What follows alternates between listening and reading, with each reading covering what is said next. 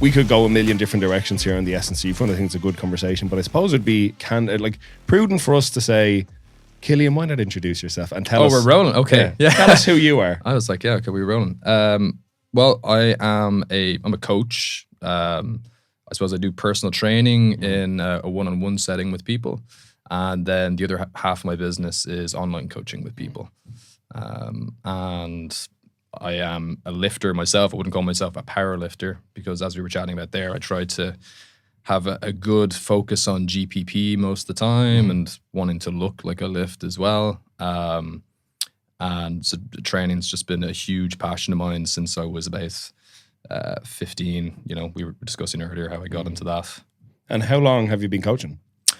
I've been coaching in some capacity since, I would say, about 2015. I had an interesting introduction into coaching in that I actually started on the high performance end and then later transitioned into working with more average Joes or, you know, people who can still do very impressive things in their own rights, but they're just not athletes or, you know, competing in a sport.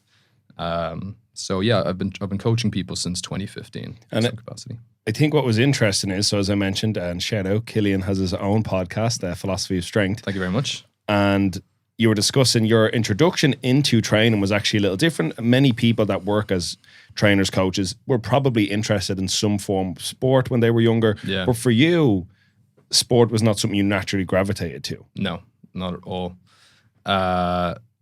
I would not be exaggerating one bit if I said that I was picked last for essentially every sport that I ever did in PE or played with mates or whatever. Anything that involves hand-eye foot coordination, just absolutely atrocious. I think part of that was just I was never pushed to do sports by my parents. Obviously, they wanted me to be active, but we weren't like a very sporty family or anything like that. I didn't have any brothers or sisters, so it's not like I was going out and playing with the ball with somebody in the garden unless it was a mate who was over. And that usually ended up me getting hit in the face with the ball. But so I was really into nerdy shit, like gaming in particular. Was huge into video games from a pretty young age. Reading and watching movies and stuff like that. So by the time I was in my teens, I just didn't see fitness or exercise as having any part of my identity. And I think, the more that I've kind of reflected on this and thought back about like how I actually ended up getting into all this, because my family, I think to this day, are still kind of amazed that this is my job based on what I was like when I was younger. I think that when you fail at something over and over again, you kind of develop this protective mechanism where like nobody wants to think of themselves as a failure. So you have to create this narrative in your head about why you're bad at it. And for me, and probably a lot of people who aren't really into exercise or training yet, it's that, well, that stuff is just rubbish, it's stupid, it's not important. Or, it's for arseholes who are, vain and want to look at their abs in the mirror or whatever. So that was me. I played rugby a little bit, was okay at that because it involved just, dumb stubbornness running into people, but would drop the ball and didn't know the rules very well when I was younger. So we were talking a little bit before this about how I kind of transitioned in my identity from being, nerdy, geeky, unathletic guy to still both of those things, but somewhat more athletic, debatable potentially. But that was basically, I don't know exactly how I started with, doing some kind of physical exercise. I know my parents had some gym equipment up in their attic. They had this mad kind of like combo cable machine thing. I actually had a really, weird, like poignant moment there a few months ago where the guy who made that cable machine saw one of my posts that I put up and like commented underneath being like, that was my invention and we did that years ago. I'm really glad that you enjoyed it. And I was like, fuck. Full circle. Yeah, the power of the internet. I was like, wow, that's crazy. Yeah. But started training up in the attic, just doing basic stuff like push-ups and whatever you do on a cable machine, chest flies and stuff like that. And then in school we had a fitness module that you could take in transition year. I think it was the first time they ever did it. And they did like basically like a fitness test that was multiple different things, change of direction and whatever. And I sucked at all of them, but one of them was the plank. And I think I just kind of like willed myself to get 5 minutes on it. And it was the first time I'd ever done anything where I wasn't like the worst person at the thing. Mm-hmm. And it kind of got the wheels turning in my head that actually, you know, if I keep working at this, I think that I could actually beat everybody at this and make some progress with it. So I don't know how many plank sessions I did that semester or whatever in school. I just know I never want to do a plank ever again, especially after what happened when we retested, which was that I managed to hold on for 10 minutes on the plank. Soon found out that that wasn't quite as impressive compared to like the actual records out there for it. But yeah, that was a real kind of like light switch moment where I kind of shifted in my identity to, oh, okay, I can actually like work hard at something here. And I think it probably related to like that idea of like gaming and the progression system and that and leveling up. And all of a sudden exercise wasn't something that I viewed as a punishment or a chore. It was like something I could use to actually, you know, better myself or progress and get that hard work equals results type thing. Gain those experience points. Exactly. Yeah. So that was a very long-winded explanation of how I got into it, but probably needed some explaining because just from how far away from an athletic person I was at the start. But I think there's a lot of people that will resonate with that. Yeah. It's something I've spoken to with other guests in the past, is that for many people, like, as we talked about before, like this has kind of morphed into being a bit of a powerlifting podcast. I'm firmly entrenched in the sport. I coach in the sport. I compete in the sport, and I've many, many friends and colleagues and co-workers in the sport. But there's this seemingly pops up time and time again. For most adults that get into powerlifting, it's the first sport they've ever done. Yeah. So they've never been on a field. They've never been in a gymnasium of any like testing sport or element. Like, so it's never been a football, it's never been rugby, it's never been weightlifting, bodybuilding. They've never done anything that could be considered any form of athleticism or specifically a physical form of discipline before powerlifting. Yeah. And it's one of the beauties of it because it's such a low barrier to participation. You need to be able to do 3 things. And I think that's kind of the cool thing about the sport. But like that, I think just people that will listen will understand that story. You know, you tried all these different things in school. You were getting hit in the face with the ball. Yeah. You were turning the wrong direction, dropping the ball, getting picked last. So many traumatic events. Character building. Yeah, Character exactly. building. Yeah. And then you found this one in that said, you know what, maybe I am not actually just terribly physically unfit. Maybe training is not actually the worst thing in the world. Because I know you spoke about that a little bit on your own podcast about it's not really a lack of knowledge the general public has when it comes to health and fitness. Because I would agree with you there, especially now that we physically have availability of all information at our fingertips all the time. Yeah. It's generally about how we view what training is and how we approach it. I know you talked a little bit about that on your own podcast, and I assume that was probably a bit of a switchover moment for you personally when you realized, oh, I actually can improve at this thing when I put the training in. So I want to talk a little bit more about that and then how you use that as that mindset shift, even with your own clients and your own athletes. So I think the first part there you're asking is like, how that mindset switch happened. Yes. And I think it actually relates to the way that I do it with clients, which is essentially nobody enjoys failing at anything. And if you really want to get somebody into doing something, the key is to make whatever you're having them do challenging enough that it's enjoyable and they get that positive feedback that I worked hard and something happened. But I think in fitness in particular, the difficulty is just ramped up way too high from the start. And so the average person's experience by the time they hit their 20s has probably been a PE class, or maybe at some point they went along to like some kind of like an ab blitzer circuit thing in the park with the mate or something like that. And typically all of those things tend to be too hard. And if you don't have a good coach or a good PE teacher, you're basically going to get the feedback that you're just shite or it's just not for you, basically. And I mean, to that person, the proof is there because they've tried it. They probably see a lot of other people succeeding. I mean, I remember I had a very, I don't know, was cathartic the right word, moment there a while ago where I was in a park on a walk with a friend and there were some monkey bars there. And I had recently been working on I lost a lot of weight. Mostly last year, I dropped about somewhere between 10 and 12 kilos. Oh, good man. Well done.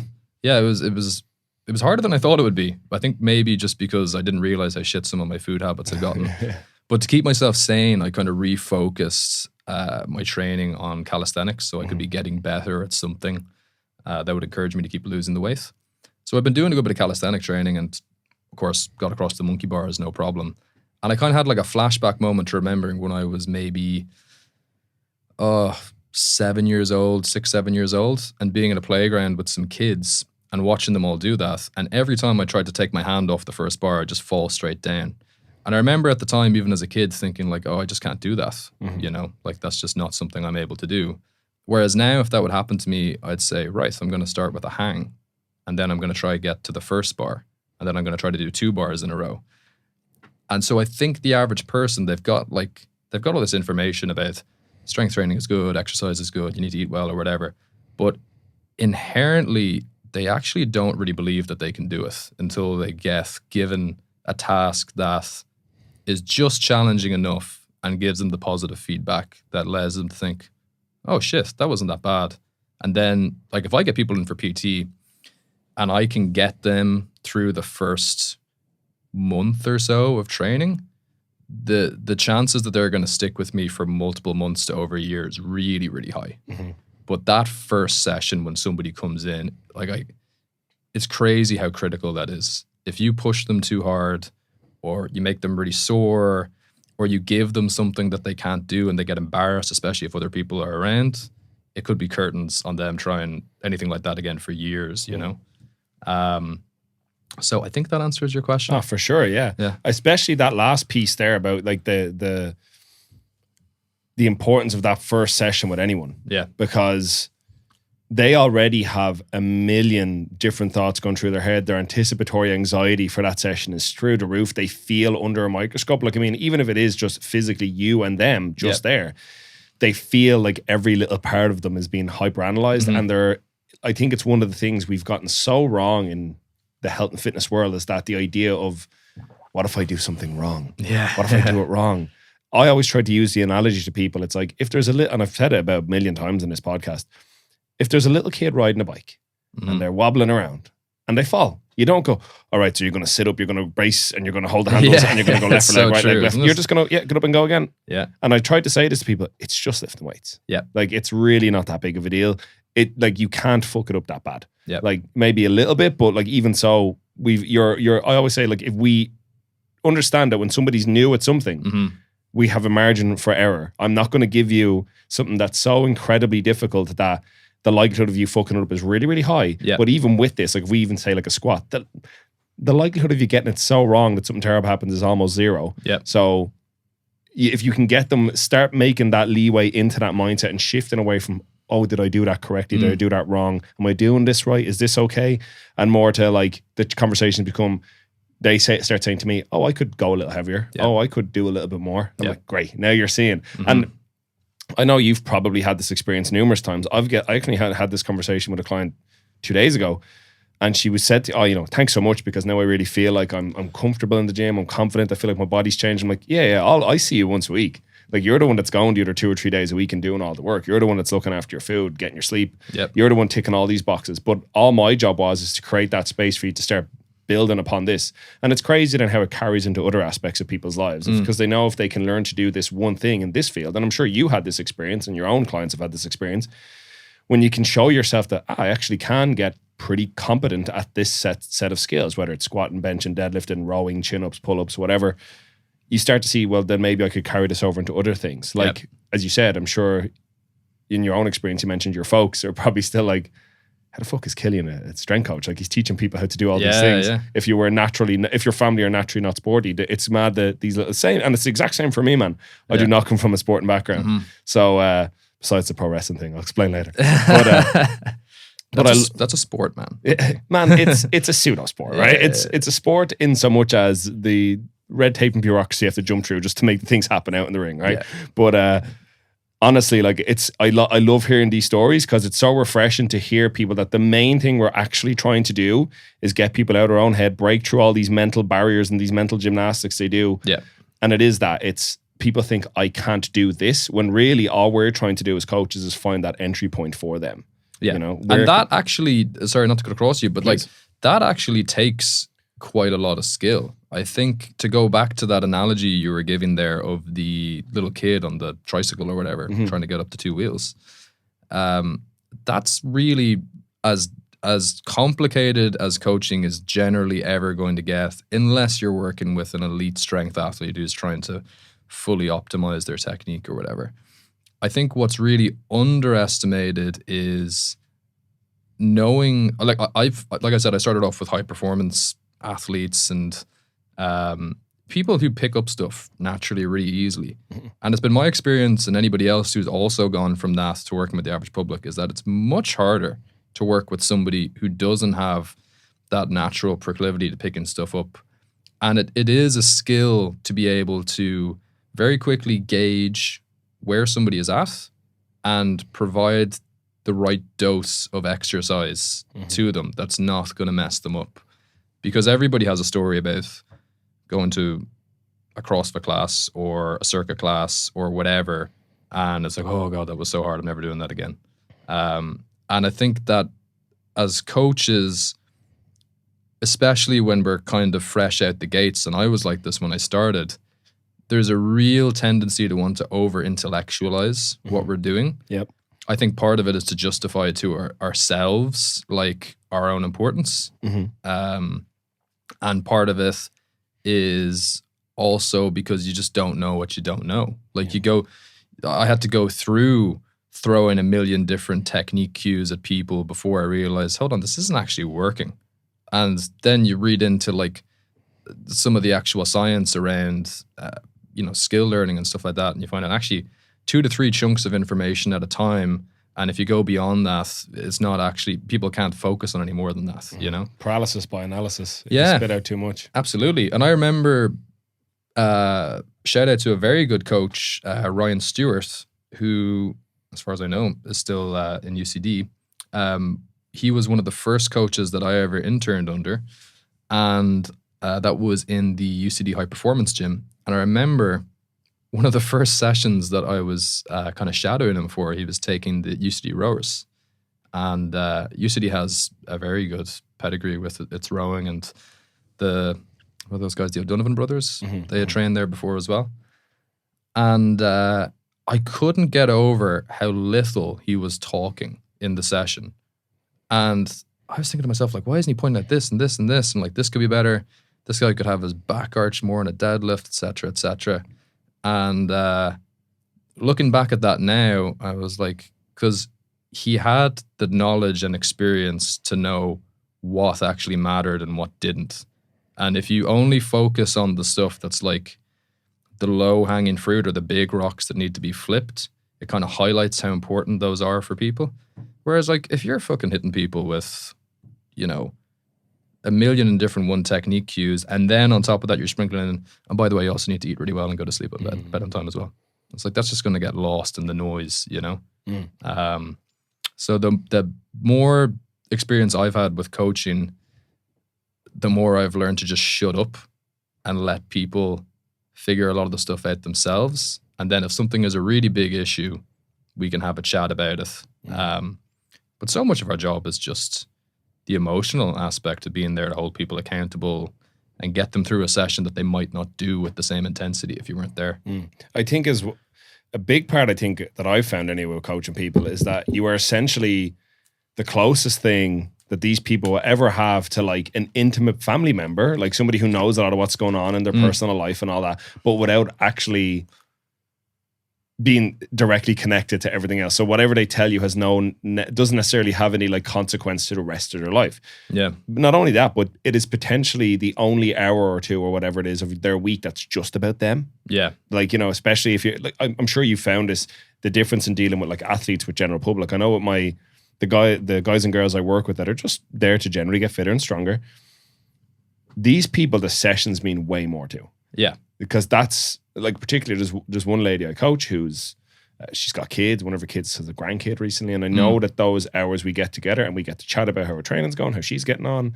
Like she'll always at the end make sure to go, thank you for this. Thank you for this, Sarah. I'm like, this is what I do. Like, it's my job. Don't worry. Like, but like you do get that. There's obviously a great connection there, but you never really know what role you're playing in somebody's life outside of just, tell them their squat looks good, Yeah. So I totally feel you on that one. It's a very, it's a very deep connection that you form with somebody when you've been trained. Like people have been training for years. Mm-hmm. And so you're there for, milestones that happen in their life. Of one guy whose son got married there on the weekend, and we were chatting about that, and you're there for when bad stuff happens as well.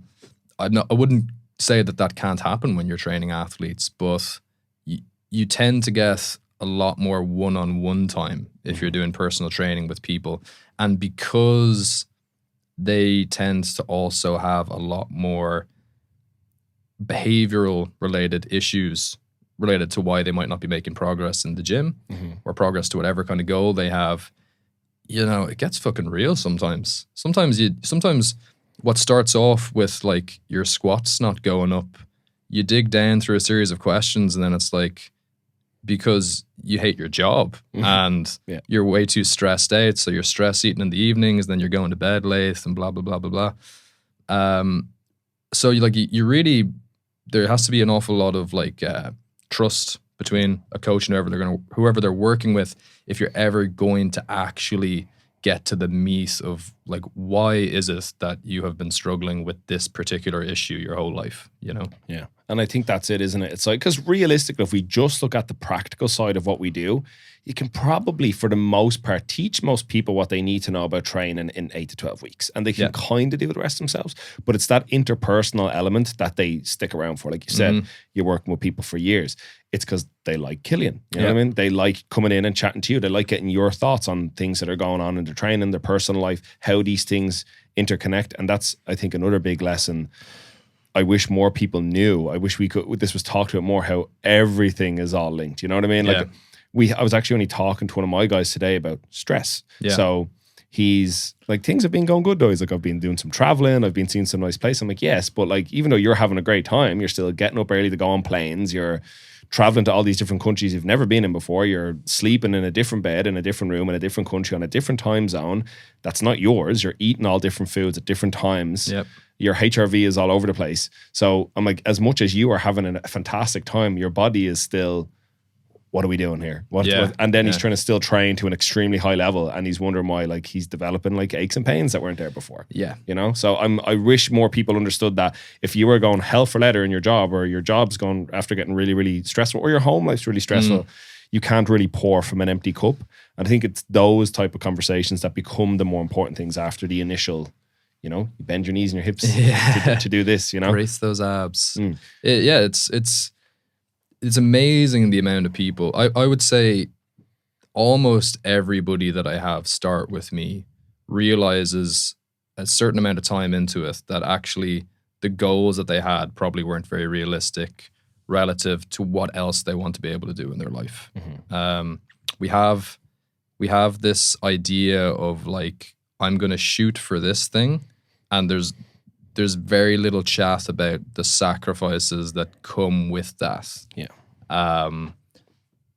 And that's really probably one of the biggest roles that I find that I play when I'm coaching with people, is that once you get past that beginner stage and you start running into plateaus, it's like, okay, we need to have a conversation now about how much this matters to you. How much does this matter to you relative the amount of nights out you get in a week, the amount of indulging in certain types of food or drinking you do, the amount of time and energy that you have? Because I'm sure, like, yourself with the weights that you're lifting, there's nothing funnier than like the that whole trope about like, oh, workout energizes you for the day.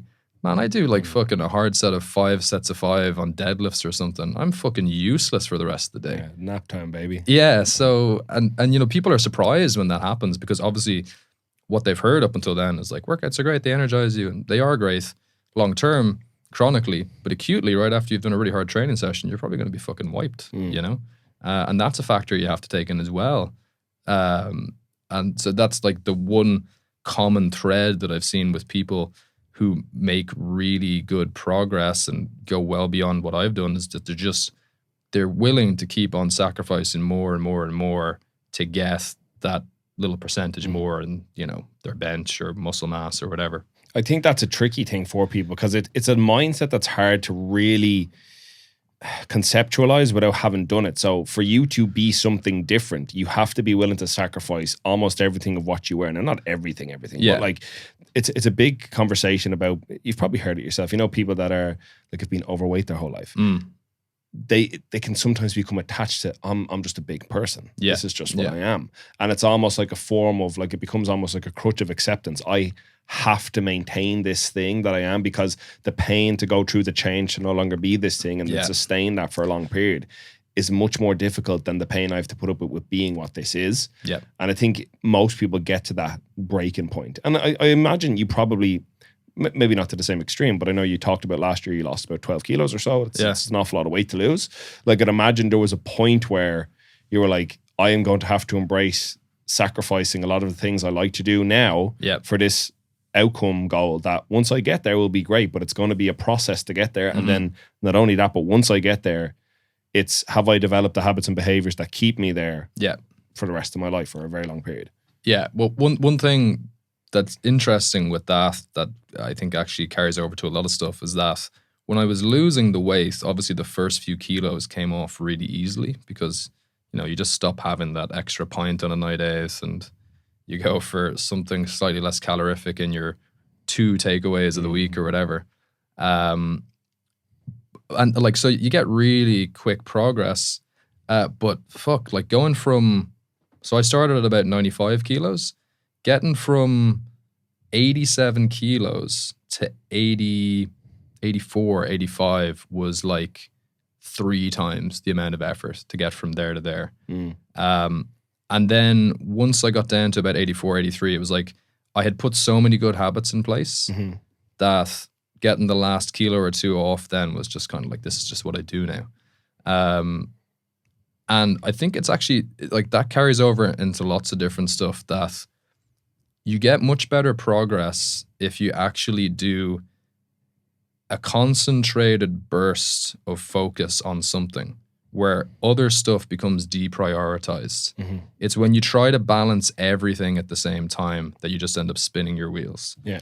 I get that a lot, particularly with young lads who are trying to make progress in the gym, but they want lean gains. Yeah. And then they also want to be getting good at some fucking CrossFit workout as well at the same time. And, but I've got a holiday coming up with my mates that I want to go on too. So I need to be able to get a few beers in and still be able to do that. And it's like, man, you got to pick your battles. And you probably can't have more than about 2 battles at the same time. And they probably need to coincide with each other. Yeah. So it's like, I want to gain muscle mass and I want my bench to go up. Perfect. Great. Those 2 meet really well. I want to do a marathon and I want to PR my squat. And I want to get leaner. Oh, come on. Like just that's, you're just going to slam your head against a wall. If you finish the first one and then moved on to the next one, you can come back and be pretty good at both of them then, you know? So there's another one of the lads, he actually coaches at Odyssey Strength, another powerlifting club. Yeah. Connor Campbell, I've had him on the podcast where he was actually coaching over in Iceland with us when we were competing. And it's become a meme now, but he has this thing, the rabbit analogy. You chase 2 rabbits, you lose both. Yeah. But he has a way of explaining it though. But if both rabbits are running in the same direction for a fixed period of time, you can, in theory, chase 2 goals until they become hyper-specific. Exactly, yeah. Like you mentioned, build more muscle mass, bigger bench, these 2 things synergize. Yeah. Like I would put it to people like you did, like you want to improve with calisthenics and lose body weight. Yeah. These 2 things synergize. If somebody said, like you mentioned, I want to run a marathon, but I also want to compete in powerlifting and I want to lose 10 kilos of body fat. Yeah, we probably can't do all of these things at the same time. Yeah. And I'm proof positive of this because I had to cut from my most recent meet and it was absolutely affected my performance outcomes because of how much weight I had to drop. Yeah. But that's a whole other story. Don't worry about that. But I think that's a good way to put it to people. It's like everyone has because everyone wants to be bigger and leaner and stronger, but still be able to eat what I want and drink what I want and go out when I want. We all want that. But unfortunately, this is not the reality we live in. And like you mentioned, there are periods of time where like for my prep for Iceland, I did not drink. I didn't get any takeout. I tracked everything meticulously, probably for about 9 weeks. Yeah. And then, of course, the first thing I did as soon as I got off the platform was have pizza. Yeah. And then I went out for drinks the night after, and it was up until about 4 a.m. and it was fantastic. But my stomach wasn't happy with me afterwards, but still, like, that's the idea. It's like, you're, as you said, you can hyperfixate on one goal, like you probably did with the fat loss for that period of time. You were willing to make social like sacrifices, performance sacrifices, for this period of time to achieve this outcome goal. And once you're there, you can kind of take the foot off the gas on that a little bit and kind of reprioritize. And I think that's a great way to put it. And I think it's a good sign of a mature coach that can like follow through with these things. There's a big case of, there's talking the talk, but there's walking the walk. So you've done that. If only I could take my own advice. Yeah, I mean, come on. Like, I mean, we all have to be like a little do bit. as I say, not as I do. Precisely. They don't know what we've been through. I've had my periods of time. I tried ketogenic diet and I tried intermittent fasting. I tried all the meme diets. But in that, we've talked a little bit about before. So coaching is one of these things. Like you've mentioned, your pathway is probably a little different from your sporting background, but also getting straight in and working with athletes right away, then coming to working with the general public. And I think it's probably common enough, most coaches when they're going through the course, I want to do sports specific. I want to train athletes, which is fair enough. But if we look at I think most qualifications in Ireland are fundamentally the same thing, and everyone comes out with more or less the same baseline knowledge, some add-ons here, some less here. But like, I think it's one thing I'm very, very passionate about. I think the education we have, not just in Ireland, but all over the world around health and fitness needs a serious update. I think we still see a lot of newer coaches and even some older coaches that are unwilling to learn and move with the times and look at the evidence, unwilling to like do what is best for the general public and athletes. I've had Tristan Jacobs on here, TJ Pain Free, and the two of us very, very knowledgeable guy. He's a cool guy. He likes a meme himself. We were rinsing the FMS, the functional movement screen. And the example I gave is, imagine it's like your first time in a gym, never trained before, you're whatever, let's just say it's like a 50-year-old man. He kicked the ball when he was 20 and that's it. He's been on the beer ever since, and his doctor told him to go to the gym, and the first thing you're going to have him do is an overhead squat with a dowel. Like, he is going to feel shit because he knows, regardless if you cue him or not or say anything, he knows he's not doing it right. So you're creating this massive negative feedback loop for his very first time. The same thing we were talking about, So in the time you've been in training and you've been coaching, have there been any other things like that have stood out to you? This is a practice we could very seriously do away with, or what have you evolved from where you started coaching to now? What has been like the biggest change? Other than, I know you mentioned not over cueing people, just letting people get on with things. You were talking about the previous coach you shadowed under and he was just silent. Has there been anything else like that for you along the way that stood out? That I've changed my own practice? Both in your own practice, what you've changed in yours, like what has that evolution looked like? Because I resonate with that about the not talking as much and let people just do the thing and talk after if there's anything to talk about. But also as a greater whole, is there one thing, like I would love to do away with like most overly complicated screenings. My screen is pretty much, can you do a squat? Great. Yeah, I mean, I don't do screens with people because like there's a few things with them. Number one, I don't see good evidence that they actually do what they claim to do. So most screens are claiming to do two things, basically be indicative of your performance, which, I'm not training people who are trying to maximize their performance in a football game or something like that. So, but I don't actually think that the research is there that does that anyway. And then the other one is the injury side of things. And there certainly isn't good research on that either. So the question kind of becomes like, why are we doing this stuff? And I think it's the same reason we do loads of shit in S&C, coaching, whatever you want to call it. And it's essentially because we have these big dogs in the field who are essentially seen as authority figures. They use something, they promote it, people assume that it must work, it must be something that you need to do. And then I've been guilty of this before myself with, say, like you and I have talked before about, say, like the spinal flexion stuff and things like that. There's all these truisms that we just assume are true. And then we go and dig for, like, why do I actually believe this? Where did this come from? It's really just as simple as people have been saying it for a long time. So we just assume that it must be correct. And in fairness, for a lot of this stuff, like, say, the whole idea of like what's safe movement or unsafe movement, people have been rebutting these ideas since like the 90s, but it just doesn't penetrate the mainstream because it's so, the poor ideas, I think, the problem is they're very intuitive. They sound like they should make sense. Somebody tells you they went in to go see a PT and he did a screen on you. It's like, ooh, he really knows what he's doing, you know? I don't want to be moving bad. I don't want to get hurt. Unfortunately, most of the stuff that works is so simple that it can almost undersell itself a little bit. So when I have somebody come in, I just want them training. Yeah. Like, we need to get going here. You're out of shape. I don't care about how you squat with a dowel over your head. If you can't do a squat, I'm going to put you on the sled. Or I'll put you on something easier if needs be, like a box squat or something like that. So for me, training is the screen. We get straight into doing stuff. If I see that something's going to be too challenging, then I'm going to push you onto something easier. But like the whole idea of, you know, whatever about spending one session on a screen with someone, but I've heard people before say, we're going to spend the first like 4 weeks working on stuff until you're cleared to squat, until you're cleared to put a bar over your head. It just communicates such a fundamental misunderstanding of like how movement actually relates to injury.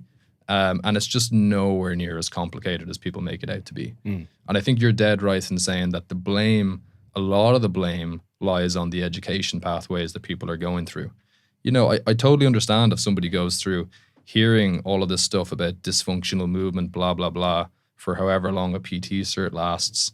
Obviously, they want to justify whatever they've invested in it and the time. They're going to then parrot that to their clients when they start training them. So I had an FMS screen thing as part of my S&C module in college. There was a lot of that kind of stuff that was just kind of taken for granted and was dropped in here or there. Like, we're going to teach the squat this way because everybody knows that if your knees cave in a little bit, you're going to get hurt. If your back rounds any type of way on a deadlift, that's just asking for an injury. And then I think a huge turning point for me where I started really questioning this stuff. I don't think I was doing a bad job coaching people before that, but I do think that I was potentially putting a little bit of fear in them about things that they didn't need to be afraid of, and also just harping on stuff that wasn't really that important. The turning point for me was I actually at one point did powerlifting very poorly myself. I did, I think maybe about 4 meets or so. Sweet. Go hop on open powerlifting later. Oh, Jesus, don't, please. My pride. Unfortunately, it was actually, I was starting to like get a bit of positive momentum with setting PRs at each meet. And I did 2 really foolish things. The first one, you know, anybody from the outside could say, yeah, that was dumb. I did, well, I don't know, maybe like depending on people's different philosophies or whatever within powerlifting has changed now, but I did 2 meets in very close proximity to each other. And I'd been training for a long time without a proper deload, really. Okay. So I probably had about less than a 6-week turnaround between meets. But extra stupid was that I started at that point getting into all of the squat U type stuff. Everything needs to be in alignment and symmetrical. And I noticed from videoing my squat that I had this crooked bar placement, which was like really like fairly significant. Like, we're talking about maybe like yay amount of crookedness. And started looking at more resources on this, and I realized, okay, I need to change stuff in my squat setup. I ended up hurting my knee. I think part of that could be attributed to the fact that I was training very heavy without a rest, but it does coincide with me trying to change all this stuff in my technique while pushing, you know, heavy weights. And the reality is, it just wasn't a problem that needed to be fixed. You know, I was still getting stronger. I had never failed a lift because of it before. It was, in the grand scheme of things, not like a major bar tilt or whatever. And I went through a pretty fucking awful time with trying to rehab that knee. It was just the most persistent injury I'd ever had before. You'd think you'd be making some progress with it, and then it would flare up again. And I was cycling everywhere at the time, which didn't help too. And it just never got a proper break. And it was around that time that I discovered a video, which I'd strongly recommend everybody go watch if they haven't, and if they're not kind of in this movement optimism world, which is how it gets categorized usually. The guy's name is Greg Lehman. He is very good and well-respected physio. Well, he's actually officially, I think, ironically qualified as a chiropractor. I think he might have a physio qualification as well now. But he's regarded as like one of the foremost experts on the research around movement and injury, particularly around things like, say, spinal flexion and injury and stuff like that. And it was a video from him talking about, I can't remember exactly what the title is, but if you look up posture and Greg Lehman, it will come up like why perfect posture doesn't exist, I think is essentially the title of the video. And he just broke down, very matter-of-factly, all of these things that I had taken for granted around what's good movement, bad movement, how that relates to pain and injury and performance. And it was like walking through a door that you can't go back through again. It's like, right, the paradigm has shifted here. I never realized that I just took this stuff for granted. I assumed there was loads of research and good science behind it. And he also, I obviously looked into lots of more stuff after that, found about what's called the biopsychosocial model of pain. To your listeners, if they're not familiar with this terminology, the thing we've been talking about there with, say, like some of the PT certs and what they teach, and actually what even physiotherapy courses by and large still teach, is what's called the kinesiopathological model of pain. And that is essentially the assumption that, if you look at an anatomy diagram, everything is presented as neutral. The arms are perfectly spaced by the sides and everything. And that the human body is kind of like a series of puppet wires, and you pull too hard on one and the other one. So, it's that old like classic bodybuilding thing, like, if you train your chest too much, your shoulders are going to be like this, and you have to strengthen up the back to make the shoulders come back. There's not actually good research to show that that's true at all. It just sounds like it should be true. And so the kinesiopathological model assumes that pretty much any kind of like injury or pain that we get can be traced back to poor movement that deviates from symmetry or neutral. The biopsychosocial model of pain is all about the reality based on the research and what you'll see if you actually observe and certainly coach people for long enough, which is that pain is really fucking complicated. It's multifactorial. There are structural aspects to it. There are movement aspects to it, and there are also very real psychological aspects to it as well. And I found this a particularly useful piece of information to stumble across, because what I realized with my knee was that I had developed an association between bending my knee into a squat and expecting to have pain. And I had become hyper fixated and neurotic on how can I get to the point where I don't feel that anymore. And it just wasn't happening. And I was driving myself around the bend for over a year trying to make that happen. And finding out that actually the fact that you're feeling pain with something doesn't necessarily mean that there's damage being done. One of the really good analogies for it is that it's like a faulty fire alarm. So fire alarm gets set off initially because, there's smoke, and fire brigade come in, clear the stuff up, we repair the building. But it's like the alarm just keeps on getting set off, and maybe the alarm gets set off by somebody smoking a cigarette outside, because, it's just been triggered and it's not really working quite properly. And that was where I was at with my knee pain. And finding all the stuff kind of gave me the permission to start doing the stuff that I enjoyed again, like squatting, and then eventually squatting heavy.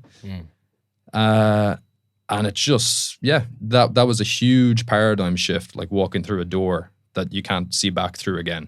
And that, in answer to your question like 10 minutes ago, is probably the biggest shift that happened with me a few years ago. And now, like, look, my knee gives me grief every now and then. It doesn't stop me from doing anything. Some days it aches. Some days I don't notice at all. Rarely does that ever coincide with whether I'm doing a heavy squat or not. It can just be because that's just the day that it's going to act like that. But it created this whole idea of movement optimism, that actually our bodies aren't fragile. They can adapt. They can get better. You don't need to be terrified of moving just because you've been hurt before.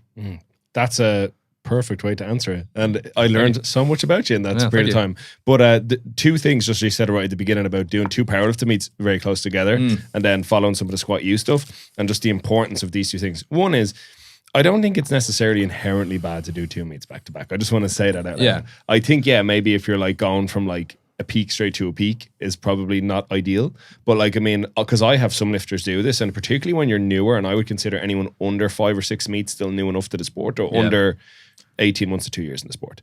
I would say realistically, platform experience is valuable. So knowing what type of lifter you are on game day is good to know. And not every meet needs to be your true max. Like I had a guy compete there about a week and a half ago. Definitely not the philosophy I was entering into those meets with. Well, fair. You were just going whip it out full send. It was full send, red lights left, right, and center. Fuck it. You've only done. You said, as you said, if you're not doing it right now, sure. At least you had a good innings, you know. No, not as intelligent as what you would program. That's that. I mean, intelligent for other people, for myself. Like, I mean, I tell people, you know, a nice 9 for 9 day. My most recent meet, I missed all my third attempts. So, you know, do as I say, not as I do. Yeah. But I do think there is value in that. Just want to say it out loud. But on the squat you think, because this was, I had not exactly the same story, but very similar. I actually went to an Aaron Horschig's seminar. Oh, really? Yeah, he ran one in Waterford in 2019. Wow, I didn't know that. Yeah, 2-day seminar, and this is just to highlight what it is. And again, I met the guy. I think he's a super nice guy, and he answered all the questions. I like Quinn Hennock of very Clinical good. Athlete. I asked him a lot of questions about Quinn, about barbell medicine, and he answered them as honestly as he could. But in that whole 2-day weekend, I was on a barbell for 2 minutes. Yeah, 2 minutes. I think I was like warming up, and I think I got up to about maybe 120, and like. The other lads were like, let's pull back here. Most of the lads that were here were like, oh, you know, when you squat, you know, your toes are pointed out and you're doing this and you're doing that. And I was like, who gives a fuck? Like, but anyway, super cool guy, but it was spent so much time on mini bands, on crab walks, on line drills, assessments, knee flexion, ankle dorsiflexion. I was like, but we're not training, right? And I know from the period of time that I was following a lot of the barbell medicine stuff, and like I got into, there was this group that were popular for a while called the Foot Collective, and they were really into like that sounds dodgy. Yeah, I mean, like it's definitely where the fetish has come from anyway. But they were really into like, you know, strong, you know, the Vivo barefoot shoes. Yeah. So frog shoes. Yes, I call them. They would have like really leaned hard into everyone wearing barefoot shoes. I fell for that hook, line, and sinker. I was like, yep. And now, in fairness, they are quite comfortable, but they are absolute, like, they are horrendous looking, but they are quite comfortable to wear. I know a guy who used to wear those all the time. Oh, not just when he was training. Just everywhere. Just everywhere. They must have smelled horrendous. Yeah, they're still, that's still a thing. Like most people do. But this is the thing. It's like, I was so bought into that this was the true thing. This is good. This is the base of your structure. And if your feet are not healthy, your ankles aren't, your knees aren't, your hips aren't. And I wouldn't mind, but I had no actual problems. And when I actually stopped, because I would like yourself, I was hyper fixated on my squat. Oh, is my heel moving a little too much, or my toes pointed too far? Is one hip externally rotated more than the other? Blah blah blah, bullshit. And it was only when I was like, who cares? Yeah, that it didn't matter anymore. That all those things I realized were just, and you started making good progress then. Oh, yeah, very much so. That was the exact same for myself. Very much so. You know? And actually, incidentally, that like asymmetry in the bar, I get that occasionally. Like after a meet, I'll go into like high bar squat and my bar's fucking crooked for some reason. Well, you start realizing that I actually think that's the norm. If you actually really take a look at guys who are even competing at an elite level, they're not perfectly symmetrical. Never.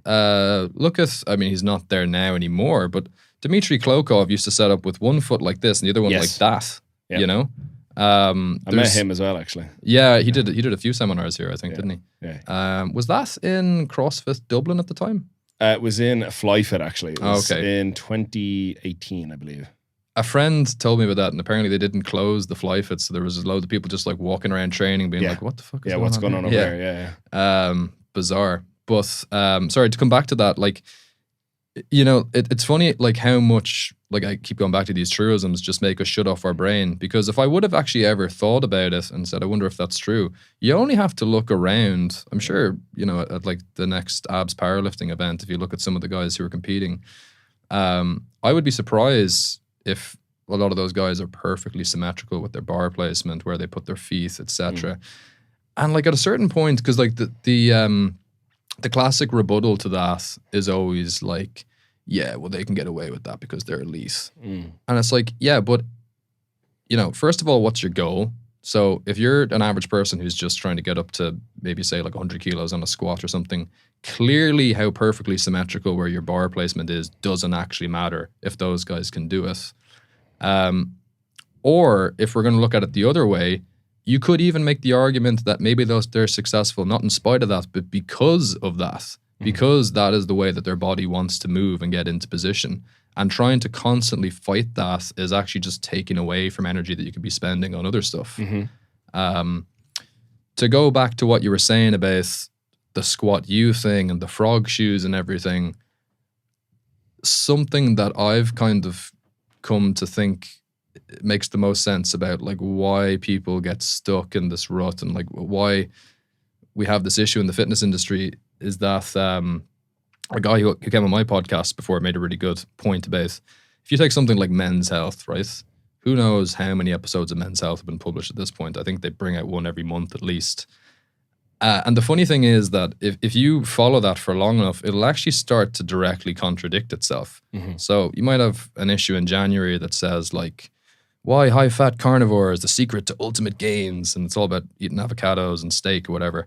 And then you could get to like June or whatever, and all of a sudden it's all about carbs are the secret, you know? And I think the reason for that is because if you were to actually take everything that we know that would be useful for people and that you could actually categorically say works and you need to be doing, you'd have like fucking 2 issues of Men's Health. It would be like train hard, you know, mostly compound exercises, progressive overload, eat well, sleep well, you know, put yourself in a conducive environment with training partners or coaching or something like that.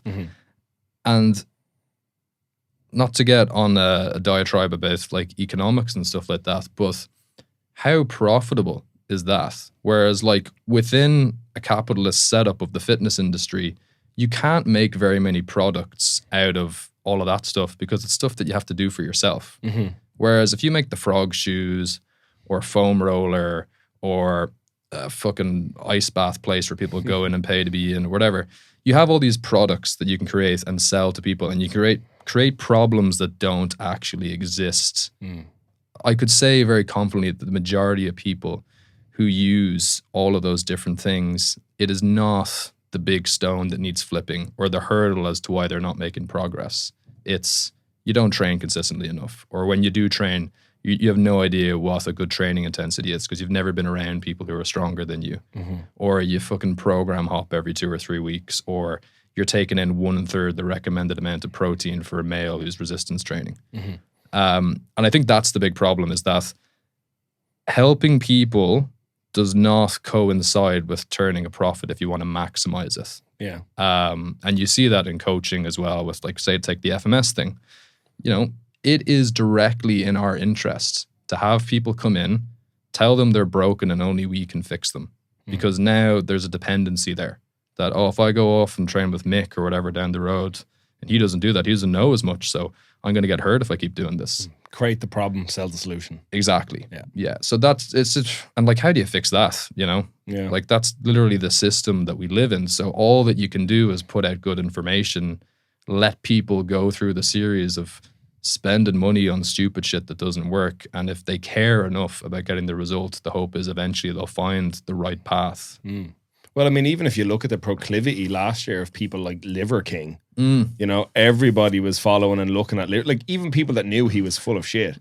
Were still bought into the nonsense that was Liver King. You know what I mean? And it's that idea though. People a little part of them wants to believe this is the secret. People are literally willing to pay money to be allowed to still believe the narrative they have in their head. Like they will throw money at not having their biases shaken, you know? And what was funny about that Liver King thing, I don't know if you saw this yourself on your own social media feed, because like the whole point of what I'm saying here is that you never know what fucking bubble you're in. But I remember when the whole thing broke about, oh my God, he's on steroids. That was the reaction that everybody on my feed has, is like, no fucking way he's on steroids, do you think? But what I was saying to people was like, this is a perfect example of why it's so hard for us to get good information to people, because we're all sitting here thinking it's absolutely clear, abundantly clear, that this guy was on all the steroids in the world. I guarantee you a significant chunk of his followers were genuinely shocked that he was on steroids. They genuinely thought that it was the fact that he was eating chicken balls or whatever for breakfast and all that kind of crap. Making his kids eat it as well. So, I mean, like, I think you had said to me before the show something about like, you know, the memes that I make or whatever for education purposes. I think I was a little bit naive when I first started making those about the impact that they could have in terms of educating people on social media, because that's not what social media is for. Social media, say if you take Instagram, which is where I post the memes, it's set up to keep us on there, and it's set up to keep us happy by showing us stuff that we like and we agree with. So it's very unlikely that they're going to take something that does not jive with anything that that person is following and likes and put a meme about this is stupid or whatever in there, particularly if it's like anything that takes more than a 5-second attention span. So it's very difficult to use something like social media as the vehicle for educating people, because they work very hard to make sure that we all get kept in our own bubbles on there. We're in a vacuum where we're just getting positive reinforcement from people that already agree with what we have to say. I totally get you, yeah. Exactly. Like I've had this is one of the fun things I think about the fitness industry, and one fun thing for me from having worked in a place like Flyfit for 5 years or 6 years even, Jesus, I was plugged into so many other belief sets of like trainers that were there, you know, 6 or 7 years and trainers that were there 6 or 7 weeks. I remember there was a post one guy working on Flyfit made that said if you're over the age of 30, you better be prepared to warm up for 15 to 30 minutes before you ever start training, because you're going to get injured. Because something magically, a flip switches after 30 and you start fucking falling apart. And I remember being like, you are full of shit. What are you talking about? Like, ridiculous. But in one way, I'm glad that things still pop up that I can see that like actively make me think about what I believe. Yeah. Like there was another one, a girl that I worked with that I got into a conversation with, where she was explaining to me the reason she doesn't let her kid eat certain foods is because of all the carcinogens in the food. And I'm like, what carcinogens? Name some of them. No, because I don't have to. And but would also regularly go out on the piss. You know what I mean? Oh man, the amount of times that I've had like people talking about why they don't eat, you know, GMO foods or whatever because the fucking chemicals and that, man. And they're literally sitting across from me, smoking a cigarette, drinking a beer. You know, who knows what else they might do in their spare time as well. Like, see the fucking forest for the trees here. Straight up. I did just incidentally a funny one. I had, this is years ago now, I had somebody say to me, I was sitting on a bench press. It was about like, I don't know, I'd been in work since like 5 a.m. and it was like 1 o'clock in the day. And I was sitting there sipping a coffee while I was warming up for bench. Yeah. And this girl was like, you're drinking coffee while you train. Why are you having a stressor with your training? And I was like, you were doing cocaine. What are you talking about? Like, I'm drinking a cup of coffee. But I think it's that people can hold two very opposing viewpoints at the same time and not realize that they oppose each other. It's like, do you know the whole thing of the four knowns? You know, your known knowns, your known unknowns, your unknown knowns, and your unknown unknowns. Yeah. Like I think it's that thing of like there's so much of fitness that falls into like the stuff that you don't know about and you don't even know you don't know about it. Yeah. You know what I mean? Yeah. And it's because people are so stuck in their one little bubble of known knowns. This is what I know. This is what has worked for me. And then you obviously get into the realm of confirmation bias and emotional attachment to certain things. Yeah. Like I train with other lifters that, like, let's say, do like to warm up for 20 minutes and then get on the empty bar, right? Yeah. Whereas I'll walk in and I'll get on the empty bar. And people have said, would you not like warm up first? I'm like, this is what this is. Yeah, that is a warm up. This is the skill we're training. And I'm just going to progressively load up to my top set. And I'll be there. I'll be at, 200 kilos while you're still squatting the empty bar. Yeah. So, and again, they can do what they want, what works for them because they've a lot of the time to do it. Yeah. But it's I think the problem stems from when the belief set is, if I don't do this. Yeah. If you want to hop on a foam roller for 15 minutes before your workout and you're aware that that's not something you have to do and it's just, this makes me feel good, whatever, by all means, have at it. Yeah, but that's exactly right. The problem is when you have this belief in your head that your whole body's going to fall apart under the squat bar if you haven't foam rolled every inch of you before you get under there. Like I'll even, because this is like a topic that's come before people, why do you hate foam rollers? I don't. In fact, most recently when we were in Iceland competing at Western Euros, Team Ireland. That's so funny. I get that question all the time. Why do you hate it? I'm like, they make excellent camera tripods. But There was a little hotel gym, and I went down. I went on the treadmill for 10 minutes, and I felt like stiff after the flight. So I literally rolled around in the foam roller, and it felt nice. Like, I hurt my back 2 weeks ago, and I got like a little ball, whatever they call those, like myofascial release balls or whatever.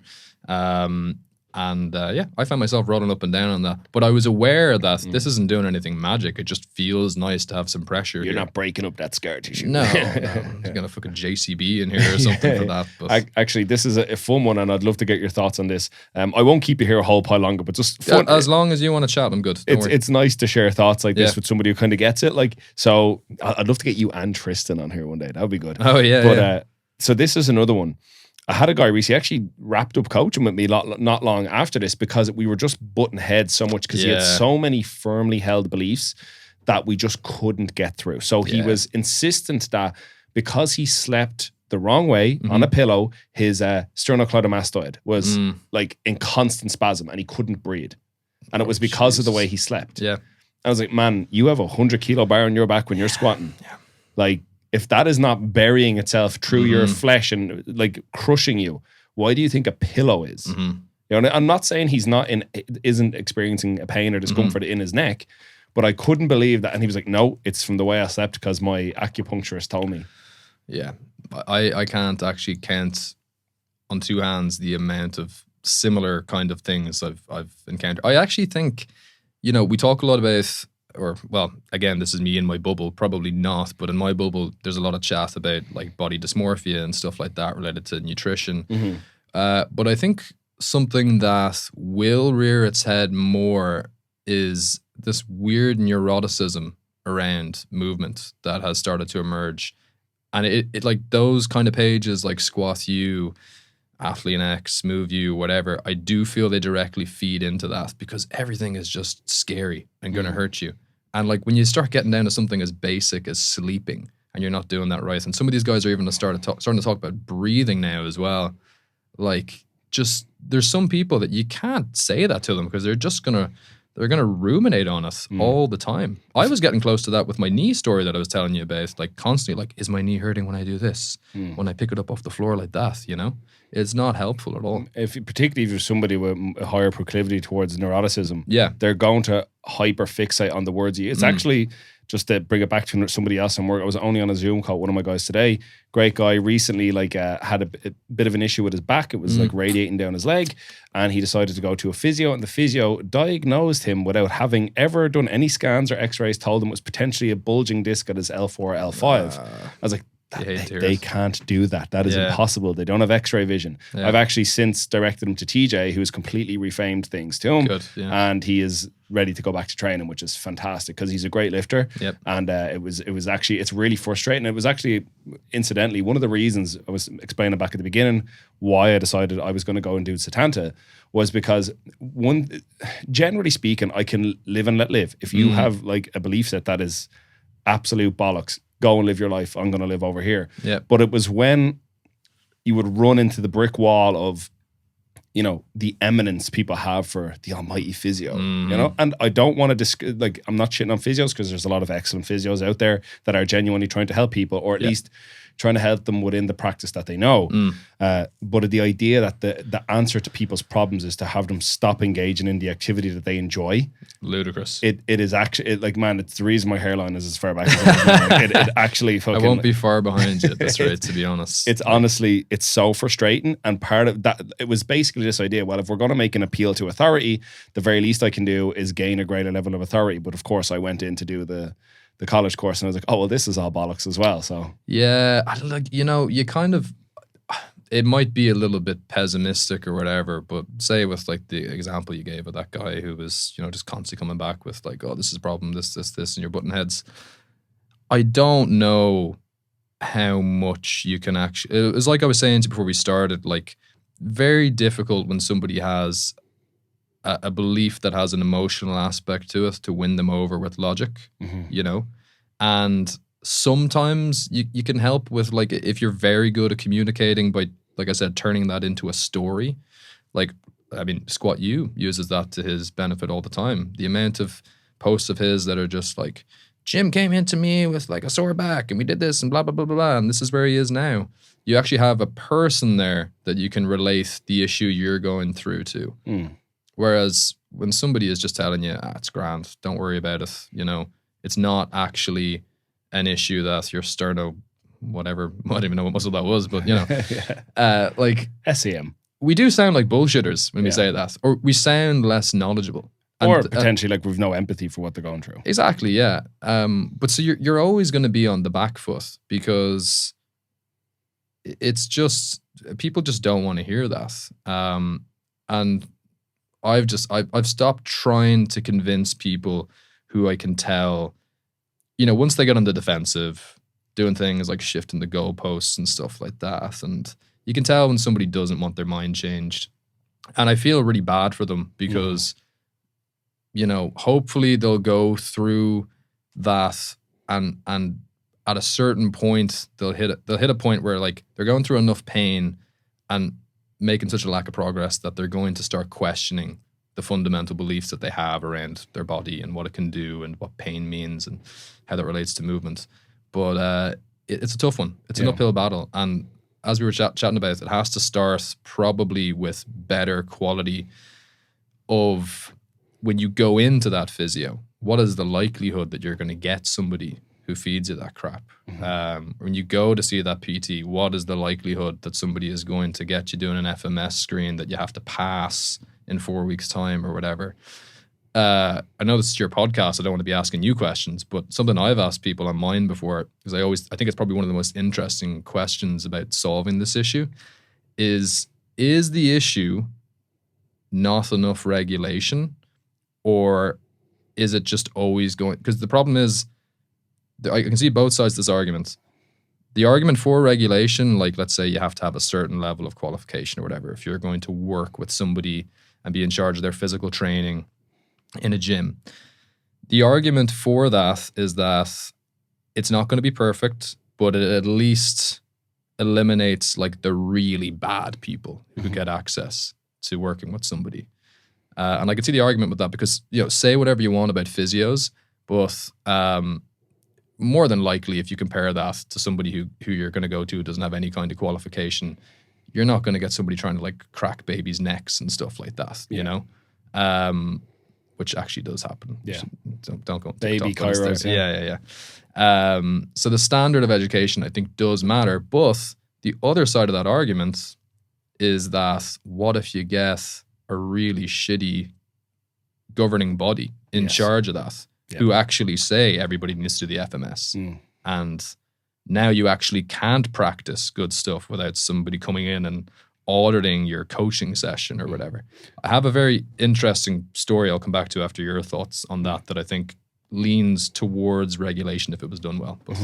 So I would echo those sentiments exactly. I think that idea of like higher degrees of regulation, they have these potential positives that the standard of coaching in theory would be way higher and people's outcomes would be much better and their overall experiences with health practitioners, in this case trainers, would be much better. However, the cons are who picks what's in the curriculum and we have to teach. And then my other potential concern would be if it's more heavily regulated, right? And let's say the barrier to entry for coaches is higher, right? Let's be that through like how much money they have to pay or whatever, right? And let's say there is then and the courses are longer, years, for example, and then your equivalent certificate at the end is equivalent to, let's just say, like a physio or whatever. Your rates are therefore going to be much higher. And my concern then is, are we going to price out people in lower socioeconomic areas out of being able to engage in coaching? And that would be a concern. Because as much as I do think a lot of like newer coaches sometimes do themselves a disservice by charging too little, I also, like, I would rather have a mediocre coach that doesn't, like, they don't know how to coach extremely well, but they know how to deal with people very well and give people this incredibly positive experience in the gym. I know a particular coach I'm thinking of when I say this. He wouldn't know how to cue you in properly for anything, right? He wouldn't know how to describe anything. His programming is so-so.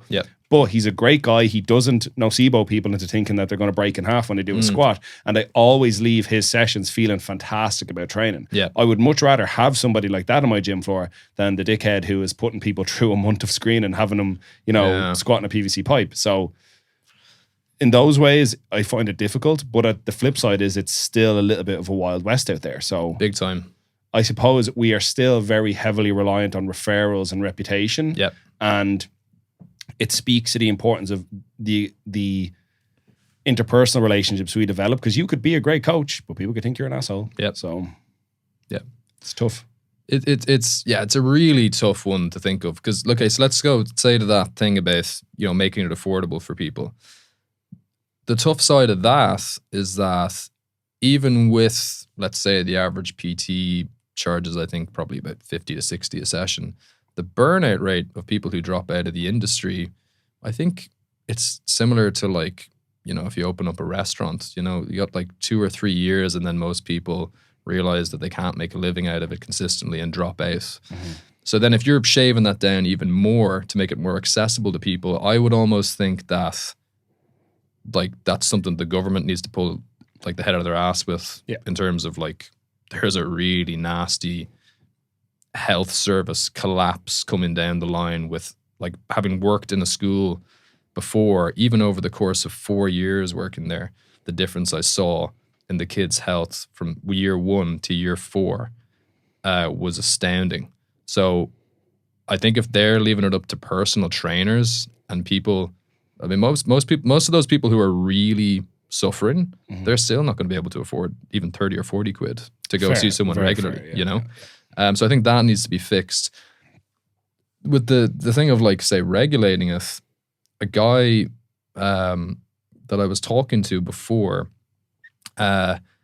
told me a story about the owner of, let's say, a very popular recovery tool. Mm-hmm. I won't go any further into details than that, but let's just say you and I could say very conclusively that it does not do what it says in the tin. You know, before he was doing that, he was apparently, now this is just going by what I heard, he was selling knockoff phones from China that would break after like 2 or 3 uses. Mm-hmm. And so the danger with the fitness industry, with the barrier to entry being so low, is that you have people who, you know, if you're being very cynical, are professional scammers, and then people who are somewhere in between who just really don't give enough of a shit about working with people and helping them, and will just try to fleece them for money with selling them supplements and stuff that they don't need. So the argument is that if you made that barrier higher, those guys from, like, the ones who are kind of the middle, just not going to do a great job, down to the ones who are really bad and just selling crappy products to people, they're just going to look at it and say, I have to go through this much time and money to be able to operate in this field. Fuck it, I'm just going to go work somewhere else and operate there for a few years and then bounce on to the next thing, you know? But I by no means, I definitely see that danger for, if you let somebody come in and dictate this is what is the correct way to coach people, or the correct way that a physiotherapy session should go. I mean, physios already have that, but they seem to have quite a bit of flexibility with how they can choose to operate with regards to this guy can do dry needling, this guy can leave. Actually, sorry, that's wrong. Apparently they upped the insurance recently for dry needling because someone's lung got punctured or something like that. Don't do that then. No. Jesus. But you know what I mean in terms of, sure. like, you can go to 2 physios and get a very different experience. Oh, for sure. Like, I mean, even the story I was telling earlier on about whichever, I'm not going to name the physio, but then them, and then, like, speaking with TJ, I know he doesn't say he's a physio, he just treats people for pain. Like, the two experience, like, even the optimism in the individual I'm talking about here was night and day. Yeah. Like, and even with the first physio, they had been in for 2 sessions, had a third scheduled, and they were asking me, should I go and get a scan? And I was like, what are you going back to them for a third session for if they don't have if they've no plan in place for you so far? So I can totally see that. I do also see I think in the long run, regulation to a degree would be a net positive. Assuming it could be done even like 70% in the direction we could agree is good. Yeah, a tiny bit, yeah. Because I think one thing we miss on here is that in Ireland, I'm not sure about everywhere in the rest of the world, but I can only speak for our country. I don't think our part of the industry, like actual fitness training, I don't think that is, or like, you know, any kind of like real awareness of like our dietary habits and behaviors, I don't think that is taken into the equation of health enough until there's a problem. Yeah. You know what I mean? I think if we were included in the sphere of, like, you know, general practitioners, dietitians, physiotherapists, whatever, if they started to include strength coaches and personal trainers in there somewhere to a higher level of education, you would probably see ideally a better uptake in fitness. But I suppose it's going to have to come from a much more top-down approach for us to actually make it work. Yeah. Because like bottoms up works on a one-to-one basis, but how do we help the most people? Well, yeah. I mean, again, not to get into like much deeper topics here, but like it's kind of the classic thing with humans and their governance just being like the ultimate procrastinators, where like we don't want to deal with the problem until it's actually here, because if we deal with the problem, that might eat into, you know, making money somewhere else or cutting on costs that we don't really fully believe are that necessary yet. It's that thing. Do you ever know about that? If you're asked to deal with a problem, you can say yes and address the problem. You can say no and not address the problem, or you can just not answer and see what happens with the problem and see if you eventually have to circle back to one of the first two. Yeah, and that's what's crazy with the health thing, because like it's not even a discussion. Like you can either choose to do exercise and get people exercising and make it a part of society, or you can wait until they're in a really bad way in 40s, 50s plus and putting a huge strain on the health system. And from having worked with people like that myself, it's much harder to get them into doing something in all aspects. So it's kind of like this illusion of a choice. We don't actually have a choice. You know, like it's like the climate change thing. Like there's no choice, you know, like just the longer that we put off getting people in shape and making that a part of just what our society does, just the worst things are going to be in 20, 30, 40 years time. Now, last thing I want to ask you mentioned you had a story related to whether or not we should regulate fitness. Oh, that was the cheap knockoff phones. Excellent, excellent. I'm glad we got it in there. Yeah. Well, Cillian, it's been real having you on. I would very much direct people to your podcast. Thank you very much. Philosophy of Strength on Spotify. Yep. And to Dysfunctional Patterns on Instagram for some top quality memeage. Yeah, love it, man. Well, here, thanks for coming on. It's been real. Thanks very much for having me on. I appreciate it. Cheers.